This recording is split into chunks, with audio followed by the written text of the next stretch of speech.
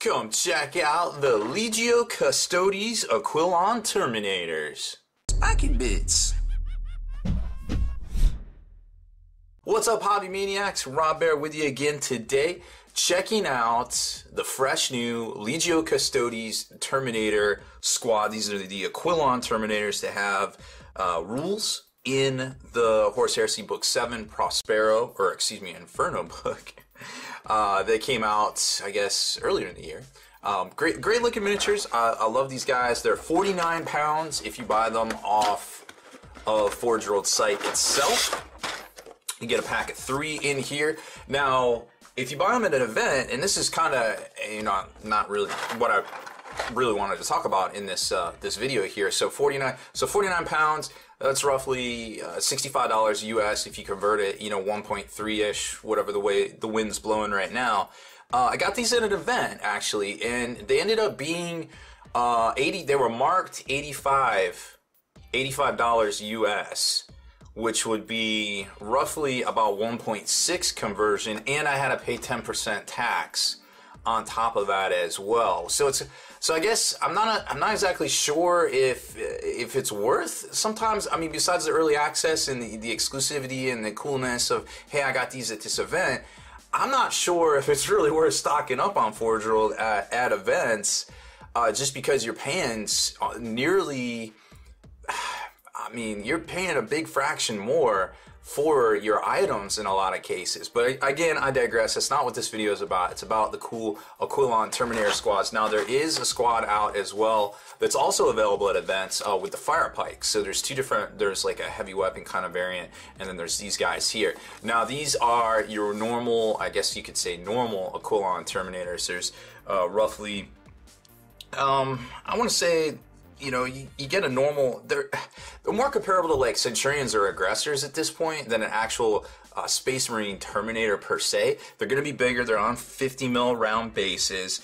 Each one comes armed with your choice of a twin-linked Adthric Destructor or a Latstrom Storm Bolter, both of which do different things depending on, and we're going to take a look at the rules that are in the Inferno book. I mean, overall, they look amazing. I love everything to do with Custodes. I think the detail work on these guys, and plus, look at all the different parts that come in here. You've got left and right shoulders. You got front and rear torsos. You've got your arms, you've got your tasset plates on the side, you got your Misericordia as well. Your plumes, if you want to go plumes, you can go Baer heads, you can go helmet heads. You've got your weapon options here. Basically everything is in this kit except for the heavy weapon option, which is the fire pike, which is going to be a different box you can buy. I think it's the same price. Pretty sure it's the same price actually. I think I paid the exact same price for it. So squad of 3 of those, and then you can divvy them up inside of your squad. When you equip these guys, you can get up to 7 extra ones as well. And then here's some of the different poses that you can do. You can have them striding. They're in multi-part Space Marine Terminator for the most part. That is the size of a much larger kit there. So let's take a look at the actual sprues themselves, and you can tell, I mean, the detailing on these guys is absolutely incredible. Here's the legs. I mean, everything about these guys rocks. I just love, I really love seeing the fresh designs and things out of Forge World. You get a lot of secondary market and independent, what counts as folks out there, and their stuff's great. Until you see the Forge World one, you get the Forge World one in your hands, you're just like, this is amazing. Like, check out the eagle right there, the Aquilon, or the Aquila right there, fantastically detailed. You've got your tassels here, the Palatine, everything, all that crazy detail work all up in there as well. Very fantastic looking. Like, these guys, I mean, there's just so much detail on these. And then look, you've got a couple different posing options. So you got 2 of the same one right here, and well, it's not quite the same one actually. It's a little bit, no, it is the same one. So it is the same exact leg right there, which is a little unfortunate, but that's okay. As far as detail goes, I mean, it's bar none right there. And then the arms, you've got a couple different options here. You got some open, closed fist, and kind of like a grasping fist kind of type deal right there. Again, awesomely detailed work. You got the Aquila, you've got, you know, some wreaths, all sorts of little tassels and twirly thingies, and Crux Terminatus, it looks like on that one right there, and the little elbow plates as well. So again, wonderfully detailed work right here. This is the Misericordia and the Tacet plates, again with the little Custodes Great Crusade kind of lightning burst eagle thingamabobber right there. And then there's your Misericordias as well. Again, amazing detail on these. Let's take a look at the pads. Pads are amazing. Okay, so here's your left pad, and I really like these pads. These are cool. They're very much like the Telamon Dreadnought in the way they're styled. Like you can kind of see right here as it snaps. Like, take a look at that. All the little rivets and the styling of it, and the little gem in the front. Very cool stuff. And then here's the other side. Check that out. Amazing detail. Like, that's what I'm saying. Like, these models are just beautiful, beautiful sculpts. And let's see, let's take a look at the front and the back of the torso. So here's the front and the back of the torso. Again, incredibly well sculpted. Like, check out the eagles on this. Even to the front, like, incredible little detail. These things come packaged well in their little clam pack. So, I mean, you can tell that did not get damaged or anything like that. Very cool stuff. I mean, it's just awesome. You can tell this is a very large miniature. It's gonna, once you get this together, it's gonna be very, very large, bigger than a normal size Terminator. And then here's the little back exhaust plate kind of thing that's gonna go over top of those, like we just saw. And these go over top of that right there. And we got two different versions of the bolts, some more Tacet plates, your weapons, and your tassels. So let's take a look at the arms. So there is only one Baer head, it looks like, so that'll be your sergeant upgrade, and then there's a tassel for each head, so you're gonna get 3 tassels right there. But you can definitely tell, very similar styling to the Telamon Dreadnought. Again, I think they did that on purpose, but either way, it looks awesome. There's the heads, and then the 2 different weapon options here. I'll just put them side by side, just so you can kind of get the idea there. And then there's the Stormbolter, the last Stormbolter. So lots of cool stuff there. Component wise, incredible. And they do come on the 50mm base, like I said. So they are a tad bit bigger than what you would normally expect to see from a, air quotes, a Dreadnought there. So let's get this picked up and let's talk about the rules.